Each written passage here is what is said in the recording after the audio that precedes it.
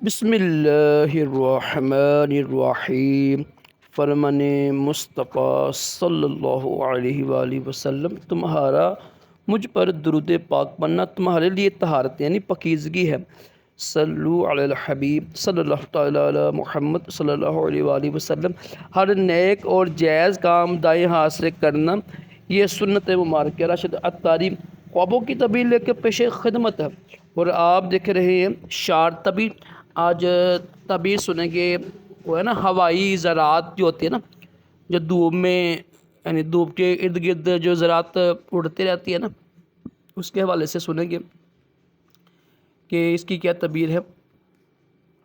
امام ابن سریر رحمۃ اللہ علیہ فرماتے ہیں کہ خواب میں دیکھیں نا، یعنی زراعت دیکھے ہیں جو دھوپ میں ارد گرد گھومنے ہوتی ہے نا، جیسے گرد غبار ہوتی ہے، اس طرح بھی زراعت ہوتی ہے۔ ہوائی جو ہوا میں اڑتی ہے نا زراعت، مٹی وغیرہ ہوتی ہے، اس کے حوالے سے یہ ہے کہ یہ نا پریشان ہونے کی، یعنی کوئی ایسا کام کہ جو کریں گے اس میں پریشانی ہوگی اور نقصان ہونے کی تعبیر ہے، کوئی نفع نہیں ہوگا، کوئی خیر نہیں ہوگا۔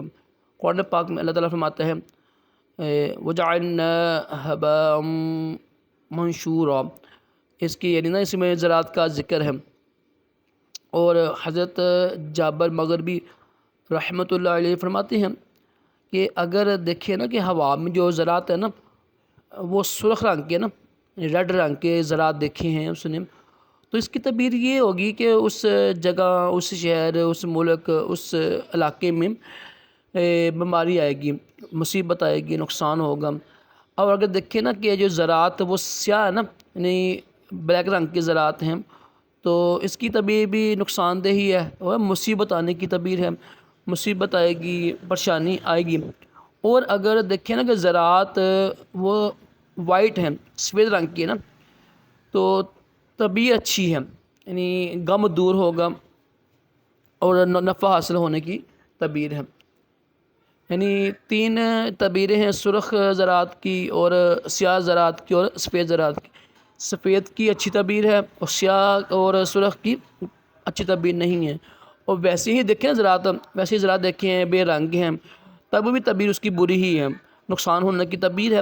صرف سفید رنگ کی زراعت دیکھیں نا تب اس کی تعبیر اچھی ہوگی، ادروائز سب کی تعبیر بری ہے، نقصان ہونے کی، بیماری کی، مصیبت آنے کی تعبیر ہے۔ اللہ پاک ہم سب کو زبان جسمانی روحانی بیماریوں سے محفوظ رکھے، دور جہانوں کی بلائیاں عطا کرے، اور اچھے خواب دکھائے، برے خوابوں سے محفوظ رکھے۔